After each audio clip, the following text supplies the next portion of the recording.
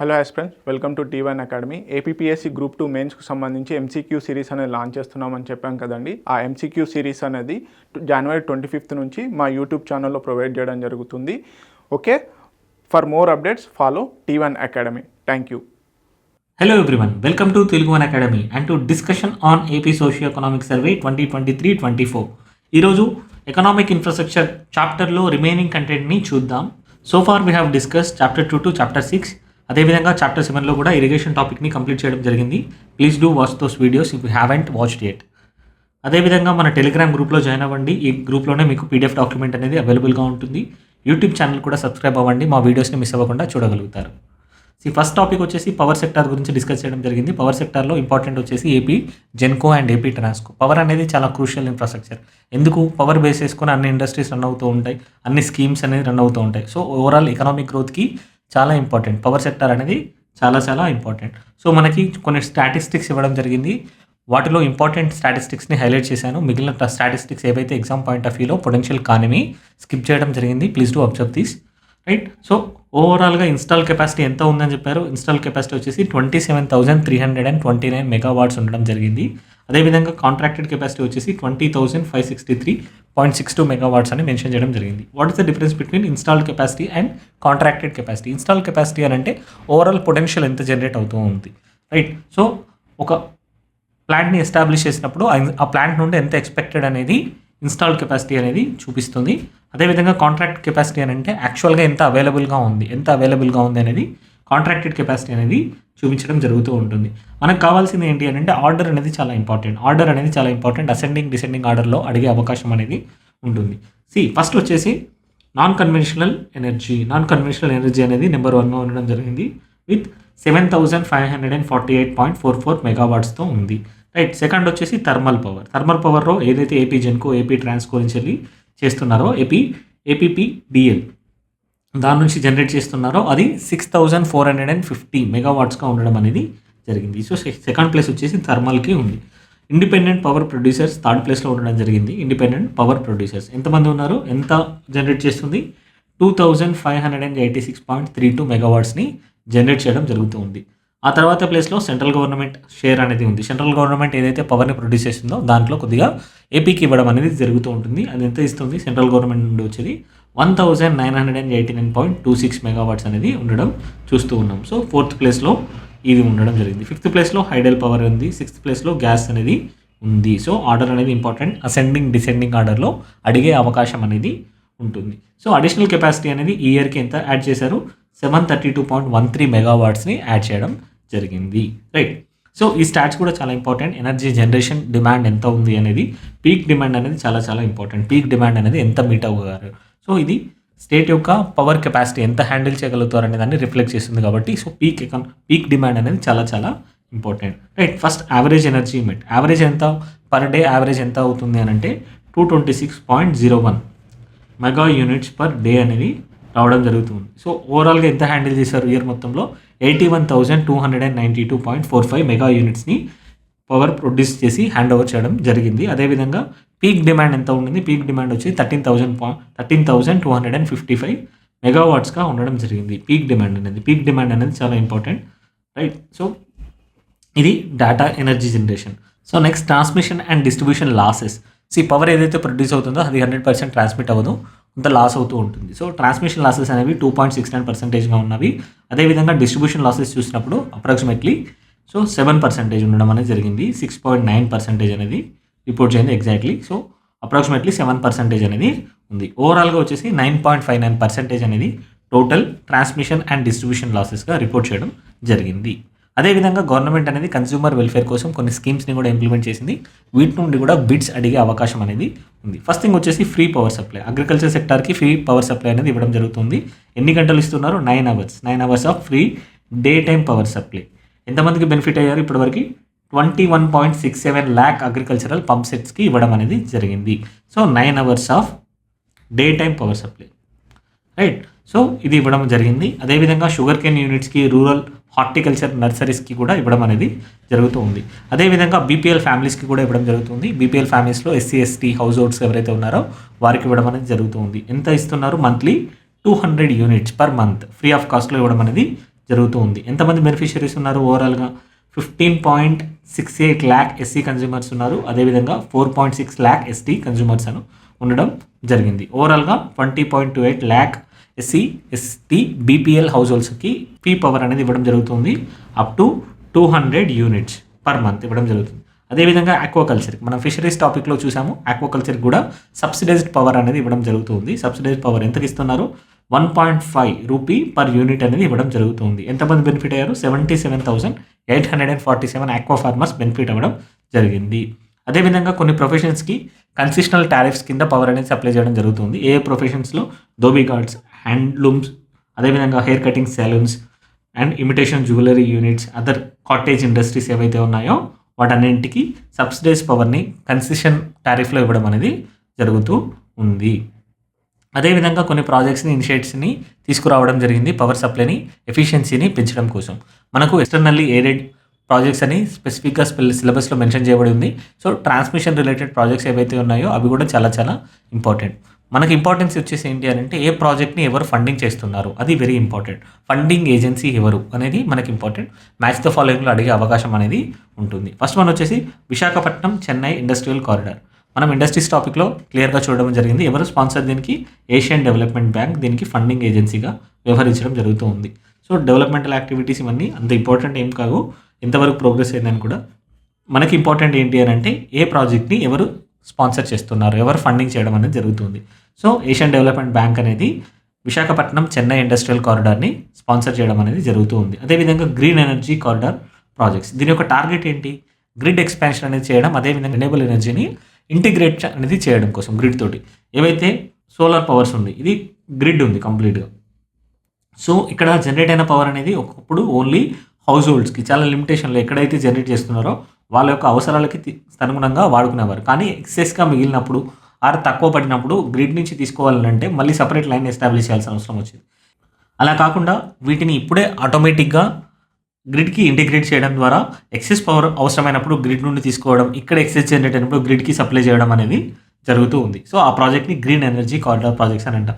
So green energy అంటే energy production టైంలో ఎటువంటి గ్రీన్ హౌస్ గ్యాసెస్ ఏవైతే ఉన్నాయో అవి ప్రొడక్షన్ అనేది జరగకూడదు. CO2, CO ఏవైతే ప్రొడక్షన్ హార్మ్ఫుల్ పొల్యూటెంట్స్ ఉంటాయో, ఎయిర్ పొల్యూటెంట్స్ ఉంటాయో వాటి యొక్క ఎమిషన్ అనేది ఉండకూడదు, రైట్? సో వాటిని మనం గ్రీన్ ఎనర్జీ, అప్పుడు దాన్ని గ్రీన్ ఎనర్జీ అని అనడం జరుగుతుంది. సో దీనికి ఫండింగ్ ఏజెన్సీ ఎవరు? KfW బ్యాంక్, జర్మనీ ఏవైతే ఉందో ఆ KfW బ్యాంక్ అనేది దీనికి ఫండింగ్ చేస్తుంది. అదేవిధంగా ministry of new and renewable energy కూడా దీంతో కోఆర్డినేట్ చేయడం అనేది జరుగుతూ ఉంటుంది. సో టార్గెట్ వచ్చేసి గ్రిడ్ ఎక్స్పాన్షన్, అదేవిధంగా రెన్యూబుల్ ఎనర్జీ ఇంటిగ్రేషన్ చేయడం అనేది దీని యొక్క ముఖ్య ఉద్దేశం.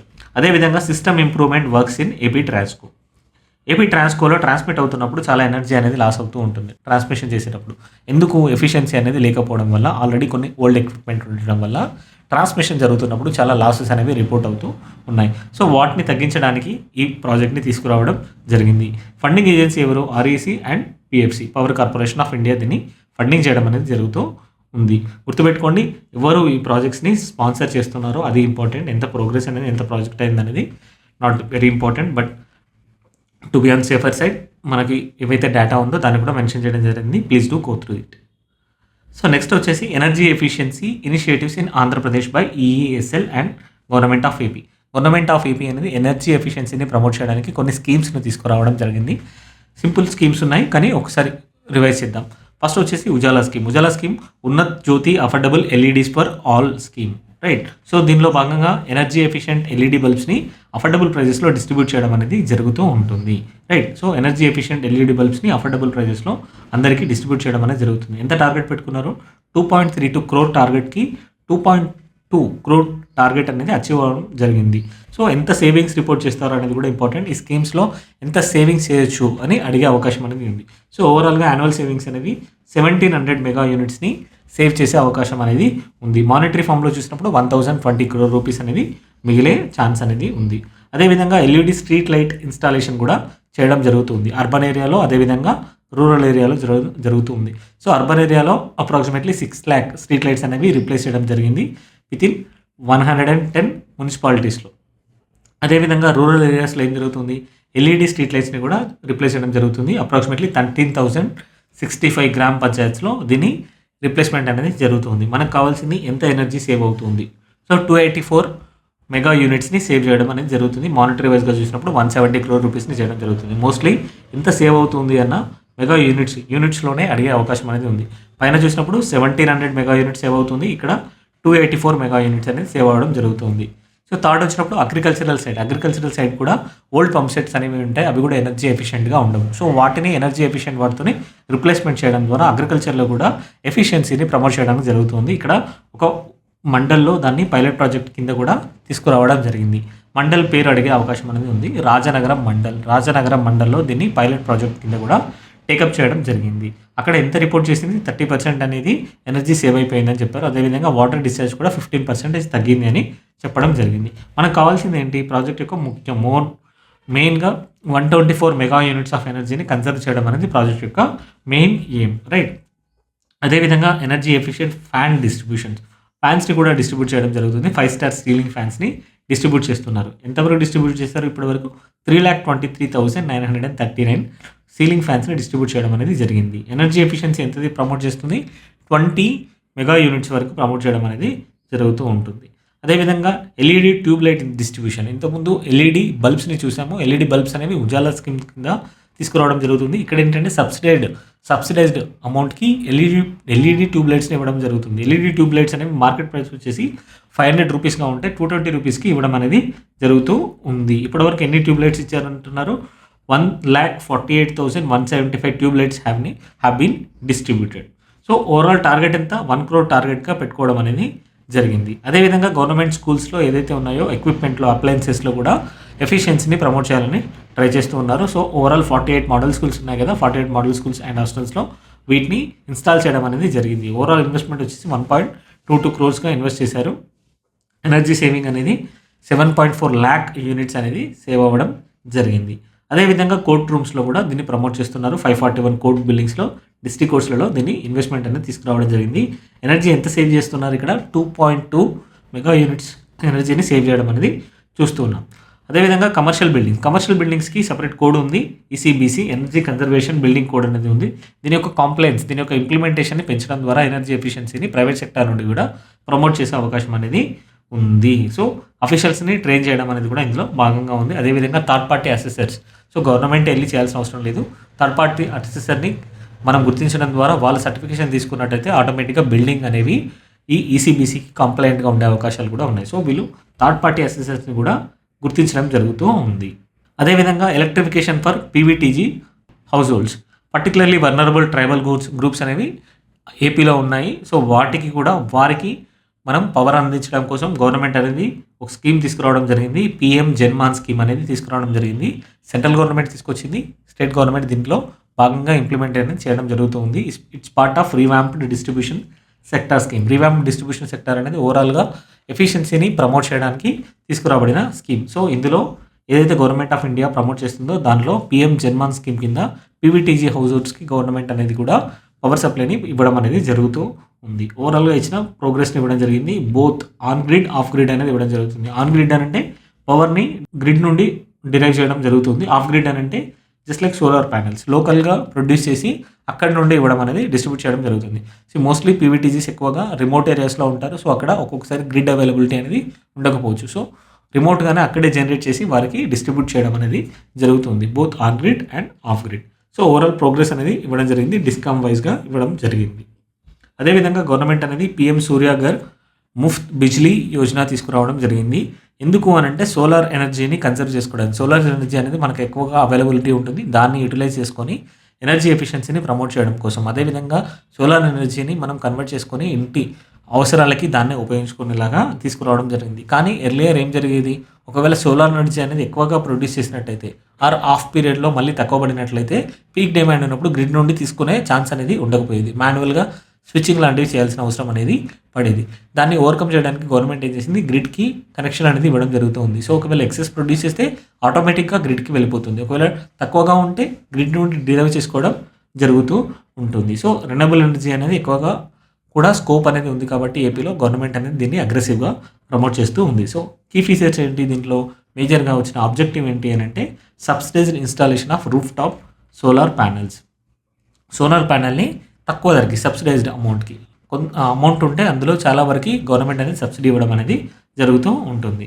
ఎందుకు? ఓవరాల్గా to ensure affordable and sustainable electricity. ఎవరు చేస్తున్నారు దీన్ని? MNRE, ministry of new and renewable energy దీన్ని ప్రమోట్ చేస్తుంది. అది అన్ని డిస్కమ్స్తో రిజిస్టర్ అవుతూ ఉంటుంది. సో నార్మల్గా నెట్ మీటరింగ్ని ప్రమోట్ చేస్తుంది ఇది. Gross and net metering. Net metering అని అంటే ఏంటి అని అంటే మనం నార్మల్గా మీటర్ కనెక్ట్ చేసేసి దీని నుంచి ఎంత డిరైవ్ చేసుకున్నాం, దీనికి మనం ఎంత ఇచ్చాం. యూజువల్ ఏం జరుగుతూ ఉంటుంది, సోలార్ ప్యానెల్స్ అనేవి ఓన్లీ డే టైంలో మాత్రమే, ఆఫ్టర్నూన్ టైంలో మాత్రమే అవి పవర్ని ప్రొడ్యూస్ చేస్తాయి. కానీ నైట్ టైంలో మళ్ళీ పవర్ అనేది మనకు అవసరం అవుతుంది. సో పవర్ అనేది ఆఫ్టర్నూన్ టైంలో 100 యూనిట్స్ ప్రొడ్యూస్ చేసి నైట్ టైంలో ఒకవేళ 50 యూనిట్స్ మాత్రమే కన్జ్యూమ్ చేసినాం అనుకోండి, అప్పుడు 50 యూనిట్స్ని ఇటు మనం ఇచ్చే అవకాశం అనేది ఉంటుంది. సో ఓవరాల్గా 50 యూనిట్స్ అనేది మనం గ్రిడ్కి ఇవ్వడం అనేది జరుగుతూ ఉంది. సో దీన్ని నెట్ మీటరింగ్ అని అనడం జరుగుతూ ఉంటుంది. సో నెట్ మీటరింగ్ అని కాన్సెప్ట్ని తీసుకొచ్చి గవర్నమెంట్ ఒక ప్రజల దగ్గర నుండి ఎక్కువగా దీన్ని అవేర్నెస్ పెంచేసి ఎక్కువగా పార్టిసిపేషన్ని ప్రమోట్ చేయడం కోసం చూస్తూ ఉంది. రైట్, ప్రోగ్రెస్ అనేది ఇవ్వడం జరిగింది. ఇది ఎవరు అసిస్ట్ చేస్తున్నారు? వరల్డ్ బ్యాంక్ అనేది ఈ స్కీమ్ని అసిస్ట్ చేయడం అనేది జరుగుతుంది. Very very important. World bank అనేది దీన్ని అసిస్ట్ చేయడం జరుగుతుంది. ఇందాక చూసాం RDSS scheme, revamp distribution sector స్కీమ్లో ఆబ్జెక్టివ్ ఏంటి అని అంటే పవర్ సప్లై ఏదైతే ఉందో పవర్ సప్లై యొక్క క్వాలిటీని, రిలయబిలిటీని, అఫోర్డబిలిటీని పెంచడం. క్వాలిటీ అనేది ఏదైతే ఉందో ఫేజెస్ అనేవి సరిగా ఉండాలి. రిలయబిలిటీ అని అంటే పవర్ ఎప్పుడు వస్తుందో ఎప్పుడు పోతుందో అనేది తెలియకుండా కాకుండా పవర్ అనేది ఈ ఫిక్స్డ్ టైంలో ఖచ్చితంగా అవైలబిలిటీ ఉంది అని తెలుసుకోవడమే రిలయబిలిటీ కిందకి వస్తుంది. అఫోర్డబిలిటీ అంటే ప్రైస్ అనేది అందుబాటులో ఉండడం అనేది affordability. So operational efficiency promote చేయడం ద్వారా ఫైనాన్షియల్ సస్టైనబిలిటీ తీసుకురావాలనేది దీని యొక్క ముఖ్య ఉద్దేశం. ఆల్రెడీ పవర్ అనేది ఎనఫ్ జనరేట్ అవుతుంది, మనం దాన్ని ట్రాన్స్మిట్ చేస్తున్నప్పుడు లాసెస్ అనేది రావడం జరుగుతుంది. ఆ లాసెస్ని తగ్గించి ఎఫిషియన్సీని ప్రమోట్ చేసినప్పుడు ఫైనాన్షియల్ సస్టైనబిలిటీ వస్తుందని చెప్పడం జరిగింది. దీనిలో స్మార్ట్ మీటరింగ్ కాన్సెప్ట్ని తీసుకురావడం జరిగింది. స్మార్ట్ మీటరింగ్లో ఏముంటుంది? ప్రీపెయిడ్ ఉంటుంది. ప్రీపెయిడ్ అనేది మీటర్స్ ఉంటాయి. ప్రీపెయిడ్ మీటర్స్ అనేది గవర్నమెంట్ ఆఫీసెస్కి, అగ్రికల్చరల్ పర్పస్లో. సో దట్ ఏంటి అని అంటే వాళ్ళు ఎన్ని మీటర్స్ వాడుతున్నారు, ఎన్ని యూనిట్స్ వాడుతున్నారు అనేది ఆటోమేటిక్గా ముందు తెలుస్తూ ఉంటుంది.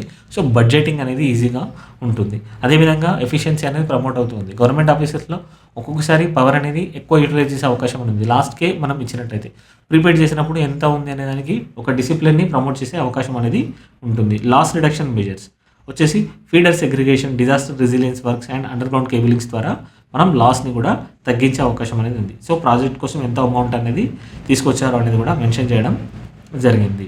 నెక్స్ట్ వచ్చేసి renewable energy initiatives in Andhra Pradesh. Very important. Renewable energy అనేది మనకి కాంపోజిషన్ అడిగే అవకాశం అనేది ఉంటుంది. Ascending order, descending order composition గురించి అడిగే అవకాశం అనేది ఉంటుంది. సో ఆంధ్రప్రదేశ్ అనేది ఎక్కువగా రెన్యూవబుల్ ఎనర్జీని ప్రమోట్ చేయడం మీద ఫోకస్ పెట్టింది. ఎక్కువగా మరీ ముఖ్యంగా సోలార్ ప్యానెల్స్ని ప్రమోట్ చేయడం కోసం చూస్తూ ఉంది.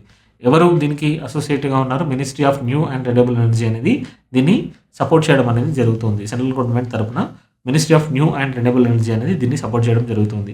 So cumulative renewable energy capacity ఎంత ఉంది? ఓవరాల్ రెన్యూవబుల్ ఎనర్జీ కెపాసిటీ అనేది 9033.213 మెగావాట్స్ కెపాసిటీ అనేది ఉంది. ఇది ఇన్స్టాల్డ్ కెపాసిటీ చెప్పాను కదా. ఇన్స్టాల్డ్ కెపాసిటీ, కాంట్రాక్టెడ్ కెపాసిటీ అనేది వేరేలా ఉంటుంది. ఇన్స్టాల్ కెపాసిటీ అనేది ఒకవేళ 100 ఉంటే ఆపరేషన్ లాసెస్ అయిపోయి అన్ని అయిపోయిన తర్వాత 90 మాత్రమే జనరేట్ అవ్వచ్చు. సో ఇది మాత్రమే కాంట్రాక్టెడ్ కిందకి వెళ్తుంది. రైట్. సో ఇన్స్టాల్ కెపాసిటీ వచ్చేసి 9033.213 మెగావాట్స్ అనేది ఉండడం జరిగింది. మళ్ళీ అసెండింగ్ డిసెండింగ్ ఆర్డర్ అనేది ఇంపార్టెంట్. ఆర్డర్లోనే ఇవ్వడం జరిగింది. సోలార్ పవర్ ప్రాజెక్ట్స్ అనేవి ఎక్కువగా ఉన్నాయి. 4322.08 మెగావాట్స్ అనేది ఉంది. విండ్ పవర్ ప్రాజెక్ట్స్ వచ్చేసి 4083.57 మెగావాట్స్గా ఉంది. అదేవిధంగా స్మాల్ హైడ్రో పవర్ ప్రాజెక్ట్స్ వచ్చేసి 106.798 మెగావాట్స్గా ఉండడం జరిగింది. అదేవిధంగా biomass and bagasse municipal industrial waste power ఏదైతే ఉందో అది 520.5765 మెగావాట్స్గా ఉండడం జరిగింది. సో 1, 2, 3, 4. రైట్. సో ఈ విధంగా గుర్తుపెట్టుకోండి. ఇవి చాలా ఇంపార్టెంట్. ఆర్డర్ అనేది ఇంపార్టెంట్. సోలార్ అనేది ఎక్కువగా ఉంది. విండ్ అనేది సెకండ్ ప్లేస్లో ఉంది. రైట్. సో గవర్నమెంట్ అనేది కొన్ని ఎనర్జీ ప్రాజెక్ట్స్ని ప్రమోట్ చేయడం జరుగుతుంది. సోలార్ పంప్ సెట్ ప్రోగ్రామ్లో గవర్నమెంట్ అనేది పంప్ సెట్స్ ఏవైతే ఉన్నాయో అగ్రికల్చరల్ పంప్ సెట్కి వాడే వాటిని సోలార్ పంప్ సెట్స్ని ఇవ్వడం జరుగుతుంది టు సపోర్ట్ ద ఇరిగేషన్. ఇప్పటివరకు 32,000 పంప్ సెట్స్ని డిస్ట్రిబ్యూట్ చేయడం అనేది జరిగింది. Grid connected solar roof top system ఇందాక మనం స్కీమ్లో చూసాం, PM స్కీమ్లో చూసాం కదా. అందులో కూడా ఏముంటుంది? డీసెంట్రలైజ్ పవర్ జనరేషన్ అనేది ఉంటుంది. ఒకవేళ ఎక్సెస్ ప్రొడ్యూస్ అయినట్టయితే గ్రిడ్కి కనెక్ట్ చేయడం అనేది జరుగుతుంది. ఓవరాల్గా 123 మెగావాట్ కెపాసిటీ అనేది రెసిడెన్షియల్, కమర్షియల్ అండ్ ఇన్స్టిట్యూషనల్ బిల్డింగ్స్లో ఎస్టాబ్లిష్ చేయడం అనేది జరిగింది roof top solar system. Right. So next important thing వచ్చేసి roads and buildings in Andhra Pradesh. Right. So road network కూడా చాలా ఇంపార్టెంట్. ఎందుకు? లాజిస్టిక్స్ అనేది ఎఫిషియెంట్గా ఉంటేనే మనకి కాంపిటేటివ్నెస్ని ప్రమోట్ చేయగలుగుతాం. ప్రోడక్ట్స్ అనేవి కాంపిటేటివ్గా ఉంటే అదేవిధంగా ఇన్వెస్ట్మెంట్స్ అనేవి ఎక్కువగా రావడం అనేది జరుగుతూ ఉంటుంది. సో R&B డిపార్ట్మెంట్ అనేది it's responsible for construction and development maintenance of national highways, state highways and major district roads, even other infrastructure, right. So మనకి మేజర్గా నేషనల్ హైవేస్ ఎంత ఉన్నాయి, స్టేట్ హైవేస్ ఎంత ఉన్నాయి, ఈవెన్ రోడ్ డెన్సిటీ అనేది ఎంత ఉంది అని కూడా అడిగే అవకాశం అనేది ఉంటుంది. Road density is very important. So road infrastructure, ఆర్ఎండ్బి రోడ్స్ అనేవి ఎన్ని ఉన్నాయి టోటల్గా, రోడ్ లెంత్ వచ్చేసి 45,378.85 కిలోమీటర్స్ అనేది ఉండడం జరిగింది. లైన్ వైజ్గా ఇవ్వడం జరిగింది. అంత ఇంపార్టెంట్ ఏం కాదు, టోటల్ రోడ్ లెంత్ అనేది ఇంపార్టెంట్. కానీ ఇందులో కూడా ఆర్డర్ చూసుకోండి, సింగిల్ లైన్ ఎక్కువ ఉన్నాయా, డబుల్ లైన్, ఇంటర్మీడియట్ లైన్, ఏ లైన్స్ ఎక్కువగా ఉన్నాయి అనేది important, right. So surface wise classification కూడా ఇవ్వడం జరిగింది. Cement, concrete, black top, metalled and unmetal roads ఎంత ఉంటాయని ఇవ్వడం జరిగింది. నెక్స్ట్ వచ్చేసి మేజర్ డిస్ట్రిక్ట్ రోడ్స్ అనేవి ఇవ్వడం జరిగింది. టోటల్ మేజర్ డిస్ట్రిక్ట్ రోడ్స్ అనేవి 32,725 కిలోమీటర్స్గా ఉండడం జరిగింది. సో కీ అప్డేట్స్ ఏవైతే ఉన్నాయో, వర్క్స్, ఆన్గోయింగ్ వర్క్స్ అండ్ వాటి యొక్క స్టేటస్ అనేది ఇవ్వడం జరిగింది. స్టేట్ హైవేస్ అనేవి ఇంపార్టెంట్. స్టేట్ హైవేస్ అనేది లెంత్ ఎంత ఉంది అనేది ఇంపార్టెంట్. స్టేట్ హైవేస్ లెంత్ వచ్చేసి 12,653 కిలోమీటర్స్ లెంత్ అనేది ఉండడం జరిగింది. అప్డేట్స్ ఇచ్చారు, మనకు అంత ఇంపార్టెంట్ ఏం కాదు. ఓవరాల్గా లెంత్ ఎంత ఉంది అనేది వెరీ ఇంపార్టెంట్. రూరల్ రోడ్స్ ఎంత ఉన్నాయి, రూరల్ రోడ్స్లో నాబార్డ్ అనేది కొన్ని ప్రాజెక్ట్స్ని అసిస్ట్ చేస్తూ ఉంటుంది. నాబార్డ్ వచ్చేసి అసిస్టెడ్ రోడ్స్ ఎన్ని ఉన్నాయి, 9,346 కిలోమీటర్స్ రోడ్స్ అనేది ఉండడం జరిగింది. అదేవిధంగా లెఫ్ట్ వింగ్ ఎక్స్ట్రీమిజం అఫెక్టెడ్ ఏరియాస్లో కూడా గవర్నమెంట్ స్పెషల్ ఇంట్రెస్ట్తో రోడ్స్ని, ఇన్ఫ్రాస్ట్రక్చర్ని డెవలప్మెంట్ అనేది చేయడం జరుగుతుంది. అందులో భాగంగా 30 రోడ్స్ అండ్ 16 బ్రిడ్జెస్ని కంప్లీట్ చేయడం జరిగింది, రైట్. సో ఈ ఇన్ఫర్మేషన్ కూడా ఇవ్వడం జరిగింది. నేషనల్ హైవేస్, సో ఓవరాల్గా నేషనల్ హైవేస్ ఎంత ఉంది, నెట్వర్క్ వచ్చేసి 8,163.72 కిలోమీటర్స్ నెట్వర్క్ అనేది ఉండడం జరిగింది. సో దీనిలో 4 ways, 2 ways and single lines ఇవ్వడం జరిగింది. మనకు ఓవరాల్గా నేషనల్ హైవేస్ ఒక లెంత్ ఎంత, స్టేట్ హైవేస్ యొక్క లెంత్ ఎంత, రూరల్ ఎంత ఉన్నాయి, మేజర్ డిస్ట్రిక్ట్ రోడ్స్ ఎంత ఉన్నాయి అనేది వెరీ ఇంపార్టెంట్. అవి చూసుకుంటే సరిపోతుంది. అదేవిధంగా కొన్ని ఇనిషియేటివ్స్ని ప్రమోట్ చేయడం జరిగింది. ఎక్స్టర్నల్లీ ఎయిడెడ్ ప్రాజెక్ట్స్ అనేవి ఉన్నాయి. న్యూ డెవలప్మెంట్ బ్యాంక్ అనేది ప్రాజెక్ట్స్ని ప్రమోట్ చేస్తూ ఉంది. ఒకటి AP roads and bridges reconstruction project అనేది ఉంది. అది వచ్చేసి 1,243 కిలోమీటర్స్ అది ప్రోగ్రెస్లో ఉంది. అదేవిధంగా AP mandal connectivity and rural connectivity improvement project. So దీంట్లో వచ్చేసి ఓవరాల్గా 728.59 కిలోమీటర్స్ని ప్రపోజ్ చేయడం అనేది జరిగింది with an అవుట్లే of 1,987.60 crore rupees. మనకి ఓవరాల్గా ఇంపార్టెంట్ ఏంటి అంటే ఈ ప్రాజెక్ట్స్ని ఎవరు స్పాన్సర్ చేస్తున్నారు, new development bank, NDB support చేయడం జరుగుతుంది. Very very important. ప్రాజెక్ట్స్ ఇచ్చేసి ఏ బ్యాంక్ అనేది ఫండింగ్ ఏజెన్సీగా ఉందని మ్యాచ్ ద ఫాలోయింగ్ అడిగే అవకాశం అనేది ఉంటుంది. సో దీన్ని మనకు ఎవరు ప్రపోర్ట్ చేస్తున్నారు, ఎవరు సపోర్ట్ చేస్తున్నారు, న్యూ డెవలప్మెంట్ బ్యాంక్ అనేది దీన్ని సపోర్ట్ చేయడం జరుగుతూ ఉంది, right. So panchayat roads, so panchayat రోడ్స్ని ఎవరు మెయింటైన్ చేస్తారు, PRED, right. Panchayat Raj engineering department అనేది వీటిని మెయింటైన్ చేయడం అనేది జరుగుతూ ఉంటుంది. So they play a vital role in connecting the habitations and facilitating the rural development. Rural డెవలప్మెంట్కి అండ్ హ్యాబిటేషన్ యొక్క కనెక్టివిటీకి ఇవి క్రూషియల్ రోల్ని ప్లే చేయడం అనేది జరుగుతుంది. టోటల్ లెంత్ ఎంత ఉంది, 80,468 కిలోమీటర్స్ రోడ్ అనేది ఉండడం జరిగింది. సర్ఫేస్ డీటెయిల్ వైజ్గా కూడా మెన్షన్ చేయడం జరిగింది. అదేవిధంగా ట్రాన్స్పోర్టేషన్ సెక్టార్లో ఎంత వెహికల్స్ ఉన్నాయని ఇవ్వడం జరిగింది as on March 31st, right. So total registered vehicles వచ్చేసి 1.74 crore ఉండడం జరిగింది. అందులో నాన్ ట్రాన్స్పోర్ట్ వెహికల్ అంటే పర్సనల్ యూసేజ్కి వాడుకునే వెహికల్స్ ఏవైతే ఉంటాయో అవి నాన్ ట్రాన్స్పోర్ట్ వెహికల్స్, అవి వచ్చేసి 1.54 crore వెహికల్స్గా ఉండడం జరిగింది. ఓవరాల్గా 88.5% ఇవే పర్సనల్ వెహికల్స్ అనేవి ఉన్నాయి. ట్రాన్స్పోర్ట్ వెహికల్స్ వచ్చేసి 20.44 lakhsగా ఉండడం జరిగింది. వీటి యొక్క కాంపోజిషన్ వచ్చేసి 11.5%గా ఉండడం మనం చూస్తూ ఉన్నాం. గవర్నమెంట్ అనేది వాహన మిత్ర స్కీమ్ని ప్రమోట్ చేస్తూ ఉంది. ఫైనాన్షియల్ అసిస్టెన్స్ అనేది 10,000 రూపీస్ అనేది ఆటో, ట్యాక్సీ మరియు మ్యాక్సీ క్యాబ్ డ్రైవర్స్కి ఇవ్వడం జరుగుతుంది, right. So 10,000 rupees per year ఇవ్వడం జరుగుతుంది, రైట్. ఓవరాల్ బెనిఫిషరీస్ ఎంతమంది ఉన్నారు, 2,75,931 బెనిఫిషరీస్ ఉండడం జరిగింది. టోటల్ ఎయిడ్ వచ్చేసి 275.93 ఉంది.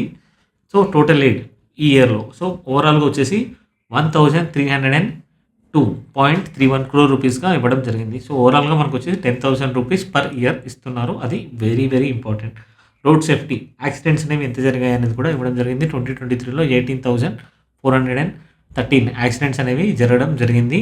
సో కాంప్రహెన్సివ్ రోడ్ సేఫ్టీ పాలసీస్ని తీసుకురావడం జరిగింది. జియో నెంబర్ 22 కింద తీసుకురావడం జరిగింది. అదేవిధంగా ఇందులో డిస్ట్రిక్ట్ రోడ్ సేఫ్టీ కమిటీస్ని ఎస్టాబ్లిష్ చేయడం జరిగింది. ఇవి డిస్ట్రిక్ట్ కలెక్టర్స్ యొక్క ఆధ్వర్యంలో మంత్లీ మీటింగ్ అనేది జరుగుతూ ఉంటాయి. So another important one is Andhra Pradesh state road transport corporation APSRTC. Current fleet ఎంత ఉంది? ఓవరాల్గా 10,650 crore బస్సెస్ని తీసుకురావడం జరిగింది. 129 డిపోట్స్ ఉన్నాయి, 26 డిస్ట్రిక్ట్స్ని సపోర్ట్ చేస్తూ ఉన్నాయి. ఓవరాల్గా ఇవి 4 జోనల్స్గా డివైడ్ చేయబడి ఉన్నాయి. స్టాఫ్ వచ్చేసి అప్రాక్సిమేట్లీ 50,000 స్టాఫ్ అనేవారు దీంట్లో ఉండడం జరిగింది. సో రెవెన్యూ ఎంత? టారిఫ్ రెవెన్యూ వచ్చేసి 5,788 crore రూపీస్ రావడం జరిగింది. It's an increment from previous year. Compare to previous year అనేది ఇది ఇంక్రిమెంట్గా ఉంది. ఆక్యుపెన్సీ రేషియో అనేది వెరీ ఇంపార్టెంట్, 69%గా ఉండడం జరిగింది. సో కమర్షియల్ రెవెన్యూ ఎంత వస్తుంది? 348.48 crore రూపీస్ అనేది కమర్షియల్ రెవెన్యూస్. కొరియర్ హ్యాండ్లింగ్స్ ఇలాంటివన్నీ చేస్తూ ఉంది కదా, కమర్షియల్ యాక్టివిటీస్ కూడా ఈ మధ్యలో ఏపీఎస్ఆర్టీసీ. సో దాని నుండి వచ్చిన అమౌంట్ వచ్చేసి 348.48 crore రూపీస్గా ఉండడం అనేది జరిగింది. Another important thing is civil aviation in Andhra Pradesh. Very important, civil aviation in Andhra Pradesh. ఈ పాలసీ ఫ్రేమ్వర్క్ని 2015లో గవర్నమెంట్ అనేది తీసుకురావడం జరిగింది. ఇందులో భాగంగా ప్రైవేట్ పార్టిసిపేషన్ని ఎంకరేజ్ చేయడం జరిగింది. రీజనల్ ఎయిర్లైన్స్ ఆపరేషన్స్ని కూడా ఎక్కువగా ప్రమోట్ చేయడం జరిగింది. అందుకోసం ఫిజికల్ ఇన్సెంటివ్స్ని కూడా ఇవ్వడం జరిగింది. వయబిలిటీ గ్యాప్ ఫండింగ్ కూడా ఇవ్వడం జరిగింది. సో ఇన్ఫ్రాస్ట్రక్చర్ అనేది, ఎగ్జిస్టింగ్ ఇన్ఫ్రాస్ట్రక్చర్ అనేది అప్గ్రేడేషన్ మీద ఎక్కువగా ఫోకస్ చేయడం అనేది జరిగింది. గ్రీన్ ఫీల్డ్ అని అంటే కొత్తగా స్టార్ట్ చేసినాయి. అప్పటి వరకు ఎటువంటి ఎయిర్పోర్ట్స్ అనేవి లేవు. అక్కడ కొత్తగా ఎయిర్పోర్ట్ని తీసుకొచ్చినట్టయితే దాన్ని గ్రీన్ ఫీల్డ్ ఎయిర్పోర్ట్ అని అనడం జరుగుతూ ఉంటుంది. సో 2 టైప్స్లో చేస్తున్నారు. ఏమీ లేని చోట కొత్త ఎయిర్పోర్ట్ని తీసుకురావడం, దట్ ఈస్ గ్రీన్ ఫీల్డ్ ఎయిర్పోర్ట్ని తయారు చేయడం. అదేవిధంగా ఎగ్జిస్టింగ్ ఏదైతే ఉన్నాయో అప్గ్రేడేషన్ ద్వారా తీసుకురావడం, వీటిని బ్రౌన్ ఫీల్డ్ ఎయిర్పోర్ట్ అని పిలవడం జరుగుతూ ఉంటుంది. సో ఎకనామిక్ బెనిఫిట్స్ అనేవి చాలా ఎక్కువగా ఉంటాయి ఎయిర్పోర్ట్స్కి.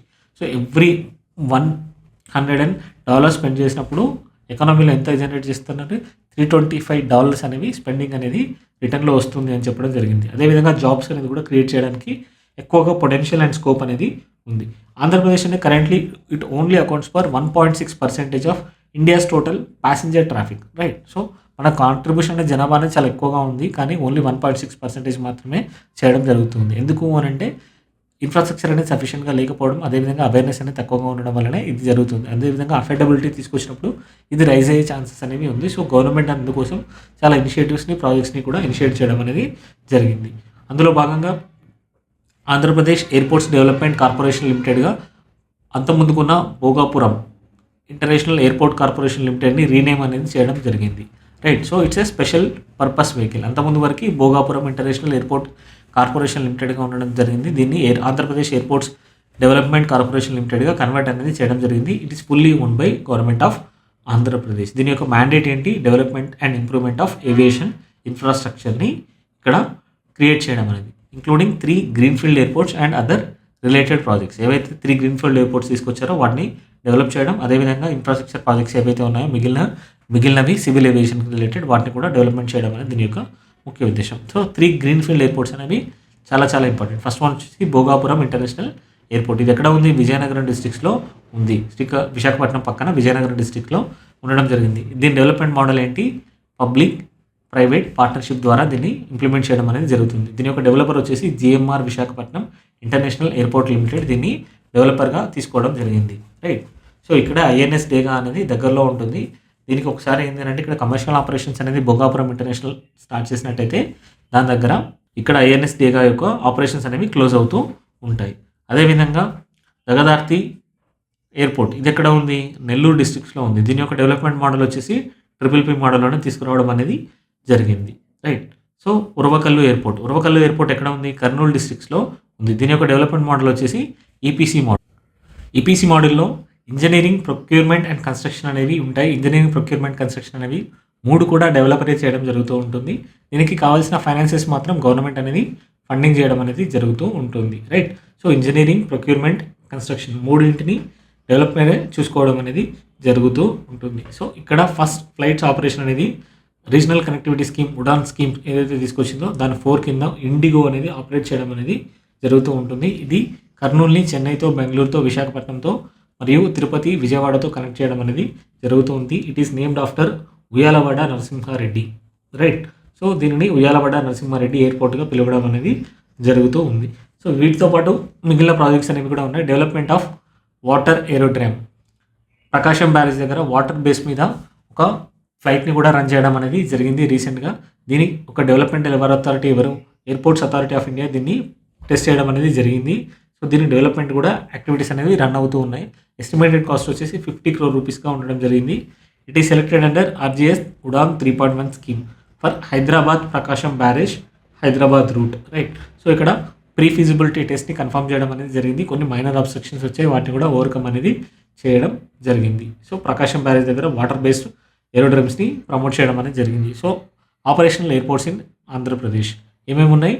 రాజమండ్రి, కడప, ఉరవకల్లు డొమెస్టిక్ అనేది నడుస్తున్నాయి. ఇంటర్నేషనల్ ఎయిర్పోర్ట్స్ వచ్చేసి విశాఖపట్నం, విజయవాడ, తిరుపతి ఇంటర్నేషనల్ ఎయిర్పోర్ట్స్ అనేవి ఉండడం మనం గమనిస్తున్నాం. Sea ports very important. ఎందుకు? ఆంధ్రప్రదేశ్కి 974 కిలోమీటర్స్ ఆఫ్ కోస్ట్ లైన్ అనేది ఉంది. అదేవిధంగా ఒక మేజర్ పోర్ట్ అనేది విశాఖపట్నం రూపంలో మన దగ్గర ఉంది. అదేవిధంగా గవర్నమెంట్ ఆఫ్ ఇండియా 15 నోటిఫైడ్ పోర్ట్స్ని ఇంప్లిమెంట్ చేయడం అనేది జరుగుతుంది. అందులో 3 క్యాప్టివ్ పోర్ట్స్ అంటే వాటి యొక్క అక్కడ ఉన్న బిజినెస్ యాక్టివిటీ పర్పస్ కోసం యూజ్ చేసుకోవడం జరుగుతూ ఉంటుంది, right. So key ports and their highlights. Kakinada పోర్ట్స్లో 2 కాంపోనెంట్స్ అనేవి ఉన్నాయి. కాకినాడ యాంకరేజ్ పోర్ట్ ఉంది, అదేవిధంగా డీప్ వాటర్ పోర్ట్ అనేది ఉంది. ఇది వచ్చేసి గవర్నమెంట్ మేనేజ్ చేస్తుంది. ఇదేమో PPP మోడల్లో ఆపరేట్ అనేది చేయడం జరుగుతూ ఉంది. సో ఓవరాల్గా ఎంత కెపాసిటీతో ఎంత హ్యాండిల్ చేస్తున్నారు అనేది కూడా మనకు డేటా ఇవ్వడం అనేది జరిగింది, right. So both Kakinada anchorage port and అదేవిధంగా కాకినాడ డీప్ వాటర్ పోర్ట్ యొక్క ఫీచర్స్ని ఇవ్వడం అనేది జరిగింది. ఎంత హ్యాండిల్ చేసింది అనేది ఇంపార్టెంట్. ఓవరాల్గా ఇది హ్యాండిల్ చేసిన కార్గో వచ్చేసి 2.4 మెట్రిక్ టన్స్ ఆఫ్ కార్గోని హ్యాండిల్ చేయడం అనేది జరిగింది.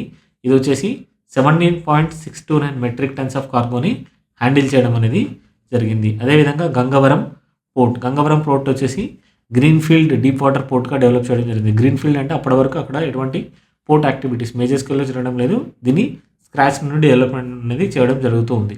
సో విశాఖపట్నం దగ్గరలో చేయడం జరుగుతుంది. దీని యొక్క మోడల్ వచ్చేసి బిల్డ్, ఆపరేట్, ఓన్, ట్రాన్స్ఫర్. దీంట్లో ఏం జరుగుతుంది? ఎవరైతే డెవలపర్ ఉన్నారో దాన్ని బిల్డ్ చేస్తారో, కొన్ని రోజులు ఓన్ చేసుకొని ఆపరేట్ చేసుకొని రెవెన్యూ అనేది ఎర్న్ చేసిన తర్వాత ఆ కన్సెషన్ పీరియడ్ తర్వాత దాన్ని గవర్నమెంట్కి ట్రాన్స్ఫర్ చేయడం అనేది జరుగుతూ ఉంటుంది. ఇక్కడ కెపాసిటీ వచ్చేసి 64 మిలియన్ మెట్రిక్ టన్స్గా ఇవ్వడం అనేది జరిగింది. చాలా పెద్ద ప్రాజెక్ట్ ఇది. సో ఇక్కడ ఓవరాల్గా వచ్చేసి 37.269 మెట్రిక్ టన్స్ ఆఫ్ కార్గోని హ్యాండిల్ చేయడం అనేది జరిగింది. సో కృష్ణపట్నం ఎయిర్పోర్ట్ అనేది ఏ విధంగా తయారు చేశారు? ట్రిపుల్ పోర్ట్ మోడల్లోనే బిల్డ్, ఆపరేట్, షేర్, ట్రాన్స్ఫర్ మోడల్లో బోస్ట్ బేసిస్లో. ఇందులో ఏముంటుంది అని అంటే వీళ్ళు ఏదైతే ఆపరేట్ చేస్తున్న టైంలో కూడా రెవెన్యూని గవర్నమెంట్తో షేర్ చేయడం అనేది జరుగుతుంది. ఒక సఫిషియంట్ రెవెన్యూ వచ్చిన తర్వాత గవర్నమెంట్తో షేర్ చేస్తూనే కంప్లీట్ ఓనర్షిప్ని ట్రాన్స్ఫర్ చేయడం అనేది జరుగుతుంది. ఇంతకుముందుకు బూట్ మోడల్లో ఏదైతే ఉంటుందో ఇక్కడ రెవెన్యూ ట్రాన్స్ఫర్ అనేది జరగదు. రెవెన్యూ ట్రాన్స్ఫర్ అనేది సర్టెన్ కన్సెషన్ పీరియడ్ వరకు రెవెన్యూ ట్రాన్స్ఫర్ అనేది ఉండదు. వాళ్ళే ఉంచేసుకుంటారు, వాళ్ళే ఆపరేట్ చేయడం అనేది జరుగుతూ ఉంటుంది. ఇక్కడ రెవెన్యూ ఆపరేషన్ అనేది ఏదైతే ఉన్నాయో అందులో షేరింగ్ కూడా ఇవ్వడం జరుగుతూ ఉంటుంది. సో టోటల్ కెపాసిటీ అనేది 98 MMTగా ఉండడం జరిగింది, రైట్. సో ఓవరాల్గా ఎంత హ్యాండిల్ చేశారు? 59.636 మెట్రిక్ టన్స్ ఆఫ్ కార్గోని హ్యాండిల్ చేయడం జరిగింది. రాబా పోర్ట్ ఎక్కడ ఉంది? నియర్ సురసేన యానం, కోనసీమ డిస్ట్రిక్ట్లో ఇది ఉండడం మనం చూస్తున్నాం. దీని యొక్క పర్పస్ వచ్చేసి క్రూడ్ ఆయిల్ ట్రాన్స్పోర్టేషన్ ఏదైతే ఉందో దాన్ని ప్రమోట్ చేయడం అనేది చూస్తున్నాం. ఇది కైండ్ ఇండియా ప్రైవేట్ లిమిటెడ్ యొక్క క్యాప్టివ్ మోడ్లో ఉండడం అనేది జరుగుతుంది. సో ఓవరాల్గా ఎంత హ్యాండిల్ చేశారు? 0.65 మెట్రిక్ టన్స్ ఆఫ్ కార్గోని హ్యాండిల్ చేయడం అనేది జరిగింది. అదేవిధంగా నాన్ మేజర్ పోర్ట్స్ అనేవి కూడా కాకినాడలో ఉండడం జరిగింది. కాకినాడ సేస్ పోర్ట్ ఉంది. GMR కాకినాడ గేట్వే అనేది పోర్ట్ లిమిటెడ్ SPVగా ఒక మోడల్గా ఉండడం అనేది జరిగింది. దీని యొక్క కెపాసిటీ వచ్చేసి 16 MMT of cargo after completion. అదేవిధంగా మచిలీపట్నం పోర్ట్ అనేది ఉంది. ఇది ల్యాండ్ లార్డ్ మోడల్లో దీన్ని డెవలప్మెంట్ చేయడం అనేది జరుగుతూ ఉంది. ల్యాండ్ లార్డ్ మోడల్ అంటే రెంట్కి తీసుకోవడం అనేది జరుగుతూ ఉంటుంది. ల్యాండ్ లార్డ్ ఎవరైతే ఒకరు ఆల్రెడీ ఓన్ చేసుకున్నప్పుడు మనం రెంట్కి తీసుకుంటాం కదా, సో ఇది కూడా అలానే ఉంటుంది. రెంట్ లీజ్కి తీసుకోవడం అనేది ఉంటుంది. ఇక్కడ కూడా మూలపేట పోర్ట్ ఏదైతే ఉందో మూలపేట పోర్ట్ కూడా దీన్నే ఒకప్పుడు బామనపాడు పోర్ట్ అని పిలిచేవారు. ఇది కూడా ల్యాండ్ లార్డ్ మోడల్లోనే డెవలప్మెంట్ అనేది అవడం జరుగుతుంది. ఇక్కడ కెపాసిటీ వచ్చేసి 23.5 MMTగా ఉంది. ఇక్కడ కూడా కెపాసిటీ వచ్చేసి 35 MMTగా ఉండడం అనేది మనం చూస్తున్నాం. అనదర్ వన్ వచ్చేసి రామయ్యపట్నం పోర్ట్లో వచ్చేసి SPS నెల్లూరు డిస్ట్రిక్ట్లో ఉండడం అనేది జరిగింది. ఇక్కడ ప్రాజెక్ట్ కాస్ట్ వచ్చేసి 4,922.62 crore ఉంది. ఇక్కడ ఆపరేషనల్ కెపాసిటీ వచ్చేసి 34.04 MMTగా ఉండడం అనేది జరిగింది, రైట్. సో ఫిషరీస్ సెక్టార్లో కూడా పోర్ట్స్ని అనేది ఎక్కువగా యూజ్ చేయడం జరుగుతుంది. సో ఫిషరీస్ కావాల్సిన హార్బర్స్ని కూడా గవర్నమెంట్ అనేది డెవలప్మెంటల్ ప్లాన్స్లో ఇంక్లూడ్ చేయడం జరిగింది. లొకేషన్స్ వచ్చేసి నిజాంపట్నం ఎక్కడ ఉంది? నెల్లూరులో ఉంది. నిజాంపట్నం వచ్చేసి బాపట్లలో ఉంది. మచిలీపట్నం కృష్ణా డిస్టిక్ అండ్ ఉప్పాడ కాకినాడలో చేయడం జరుగుతుంది. సో ప్రోగ్రెస్ అనేది ప్రాజెక్ట్స్ యొక్క ప్రోగ్రెస్ కూడా మనకి మెన్షన్ చేయడం అనేది జరిగింది. అదేవిధంగా ఫేజ్ 2 కింద కొన్ని హార్బర్స్ని కూడా డెవలప్మెంట్ చేస్తున్నారు. వాటి యొక్క డీటెయిల్స్ అవి Biyyapu Thippa in West Godavari and Kothapatnam in Prakasam, Pudimadaka in Anakapalli and Budagatlapalem in Srikakulam, Odarevu in Bapatla. Right. So phase 2లో వీటిని తీసుకురావడం జరిగింది. డిస్ట్రిక్ట్స్ని గుర్తుపెట్టుకోండి, అవి ఇంపార్టెంట్. రైట్. సో ప్రోగ్రెస్ కూడా మెన్షన్ చేయడం జరిగింది. Fish landing centres. So locations ఎక్కడెక్కడ ఉన్నాయి? విజయనగరం, విశాఖపట్నం, అనకాపల్లి, కాకినాడ, తిరుపతి డిస్ట్రిక్ట్స్ని ఇవ్వడం జరిగింది. స్టేటస్ వచ్చేసి వీటిని రీటెండర్స్ అని పిలవడం జరుగుతుంది. ఎంత ముందుకంటే అంత ముందుకు ఎవరైతే వచ్చారో బిడ్డర్స్ అనేవారు వాళ్ళు డిస్క్వాలిఫై అవ్వడం వల్ల అక్కడ రీటెండర్స్ యాక్టివిటీస్ని కూడా చేయడం చూస్తూ ఉన్నాం. సో కమర్షియల్ బ్యాంకింగ్ సెక్టర్ని కూడా మనం ఎకనామిక్ ఇన్ఫ్రాస్ట్రక్చర్లోనే ఇంక్లూడ్ చేయడం అనేది జరుగుతూ ఉంది. ఎందుకంటే వీళ్ళు సర్వీసెస్ ద్వారా ఎకనామిక్ యాక్టివిటీని ప్రమోట్ చేస్తారు కాబట్టి. సో బ్యాంకింగ్, కమ్యూనికేషన్ సెక్టర్ కూడా మనకి ఎకనామిక్ ఇన్ఫ్రాస్ట్రక్చర్లోనే రావడం అనేది జరుగుతుంది. సో ఓవరాల్గా ఎంత ఉన్నాయి పోస్ట్ ఆఫీస్ వాటి యొక్క డేటా అనేది ఇవ్వడం జరిగింది.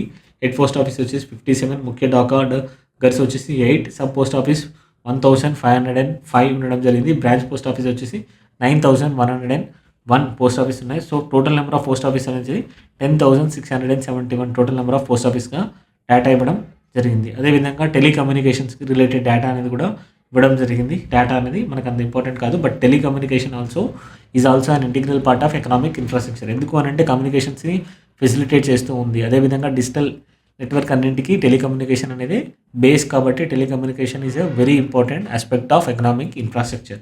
అదేవిధంగా బ్యాంకింగ్ టోటల్ షెడ్యూల్ బ్యాంక్స్ ఎన్ని ఉన్నాయి? బ్యాంక్ ఆఫీసెస్ అనేవి 8060 టోటల్ షెడ్యూల్ బ్యాంక్ ఆఫీసెస్ అనేవి ఉన్నాయి. అగ్రిగేట్ డిమాండ్స్ అనేవి, aggregate deposits and total bank credits అనేది ఇవ్వడం జరిగింది. ఇవి మనకి ఇంపార్టెంట్ ఏం కాదు. ఓవరాల్గా టోటల్ షెడ్యూల్ బ్యాంక్ ఆఫీసెస్ అనేవి 8000 ప్లస్ ఉన్నాయి. Please do remember that. అదేవిధంగా ప్రియారిటీ సెక్టార్ లెండింగ్ గురించి కూడా ఇవ్వడం జరిగింది. So total advances adjusted to net bank credit అనేది డేటా ఇవ్వడం జరిగింది. ఏఎన్బిసి కింద ఇప్పటివరకు 4,64,480 crores ఇవ్వడం జరిగింది. యాజ్ అగైన్ 67% అనేది ఇవ్వడం జరిగింది. రైట్. సో గవర్నమెంట్ ఆర్బీఐ యొక్క నార్మ్ ఎంత? 40%ని ప్రియారిటీ సెక్టర్కి ఇవ్వాలి అన్న గవర్నమెంట్ అనేది రూల్స్ తీసుకురావడం జరిగింది. దాన్ని ఎక్సెసివ్గా 67.86%ని ఇవ్వడం అనేది జరిగింది. సో అగ్రికల్చరల్ అడ్వాన్సెస్ అనేవి ఎంత ఉన్నాయి? అగ్రికల్చరల్ అడ్వాన్సెస్ వచ్చేసి 3,10,285 crore రూపీస్ని ఇవ్వడం జరిగింది. It's a total of 40% of ఏఎన్బిసిగా రావడం జరుగుతుంది. ఆర్బీఐ యొక్క నార్మ్ ఎంత? ఆర్బీఐ యొక్క ఎంత ప్రిస్క్రైబ్ చేస్తుంది? 18%ని ప్రిస్క్రైబ్ చేయడం అనేది జరుగుతూ ఉంటుంది. So non farm sector advances ఎంత ఉన్నాయి? 22.53% ఆఫ్ ఏఎన్బిసిగా ఉండడం జరిగింది. అదేవిధంగా అదర్ ప్రియారిటీ సెక్టర్ అడ్వాన్సెస్ వచ్చేసి ఎంత పర్సెంటేజ్? 6.6%గా ఉండడం జరిగింది. సో ఇక్కడ మనం గుర్తుపెట్టుకోవాల్సింది అగ్రికల్చర్కి ఎంత ఇస్తున్నారు అండ్ నాన్ ఫార్మ్ అగ్రికల్చర్కి ఎంత ఇస్తున్నారు అనేది, నాన్ ఫార్మ్ సెక్టర్కి ఎంత ఇస్తున్నారు అనేది ఇంపార్టెంట్. అగ్రికల్చర్కి 45.33% ఇవ్వడం జరుగుతుంది. నాన్ ఫార్మ్ సెక్టర్కి 22.53% అనేది ఇవ్వడం జరుగుతుంది. అదర్ ప్రియారిటీ సెక్టర్ అడ్వాన్సెస్ ఏవైతే ఉన్నాయో అవి 6.0%గా ఉండడం మనం అబ్జర్వ్ చేస్తూ ఉన్నాం.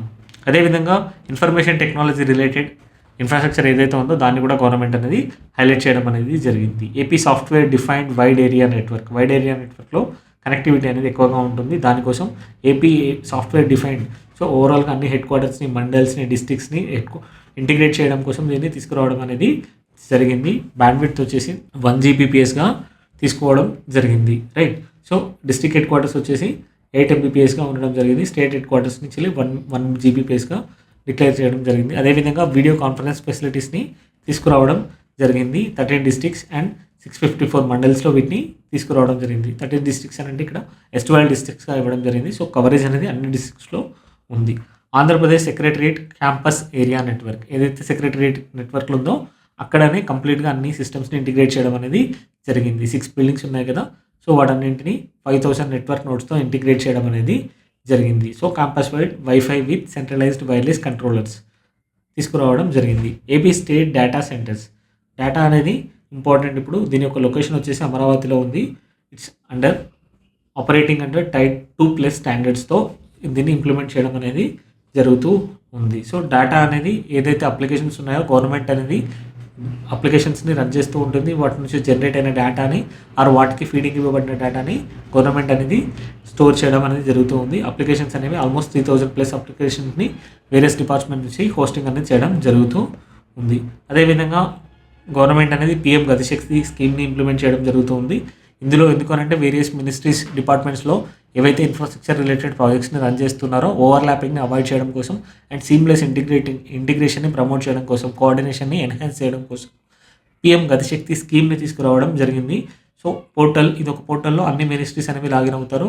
ఇక్కడ ఒక ఇన్ఫ్రాస్ట్రక్చర్ ఉంటే ఏ మినిస్ట్రీ అనేది కన్ఫర్మ్గా అక్కడే డీటెయిలింగ్గా లిస్ట్ అనేది ఇవ్వడం జరుగుతుంది. అదేవిధంగా ప్రతి ప్రాజెక్ట్ యొక్క ప్రోగ్రెస్ అనేది కూడా ఇందులో మెన్షన్ చేయబడి ఉంటుంది. రైట్. సో ఇంటిగ్రేషన్ అనేది జరుగుతుంది. స్టేట్ పోర్టల్స్ ఏవైతే ఉన్నాయో వాటి యొక్క పోర్టల్స్ని పిఎం గతిశక్తి పోర్టల్ తోటి ఇంటిగ్రేట్ అనేది చేయడం జరుగుతుంది. సో దట్ బిల్డర్స్ అయినా ఎవరైనా ఇన్ఫ్రాస్ట్రక్చర్ రిలేటెడ్ ఐడియా కావాలన్నా, ఇన్ఫర్మేషన్ కావాలన్నా ఈజీగా గవర్నమెంట్ డొమైన్లో, పబ్లిక్ డొమైన్లో అవైలబుల్గా ఉంటుంది. సో పిఎం గతిశక్తి స్కీమ్ని కూడా మనం స్టేట్ రిలేటెడ్ కాంపోనెంట్స్ని ఇంప్లిమెంట్ చేయడం అనేది జరుగుతూ ఉంది. So this is about economic infrastructure. చాలా డీటెయిల్గా ఎక్కువ మ్యాటర్ అనేది ఉంది. ఎగ్జామ్ పర్స్పెక్టివ్లో వేటి నుండి ఎంసీక్యూస్ అడగవచ్చు అన్న ఆస్పెక్ట్స్ని మనం తీసుకొని డిజైన్ చేయడం జరిగింది దీనిని. రైట్. సో ఆ విధంగానే చూడండి, ఇక్కడ ఎంసీక్యూస్ ఏవైతే ఉన్నాయో అదే ఇంపార్టెంట్. ఎంసీక్యూస్ రిలేటెడ్ ఏవైతే మనకి క్వశ్చన్స్ అడిగే స్కోప్ ఉందో అక్కడి ఆ ఇన్ఫర్మేషన్ మనం ప్రాసెస్ చేయడం అనేది జరిగింది. Right. So please follow us on the below platforms. అదేవిధంగా టెలిగ్రామ్ గ్రూప్లో జాయిన్ అవ్వండి. Please share it with your friends as well. Thank you so much.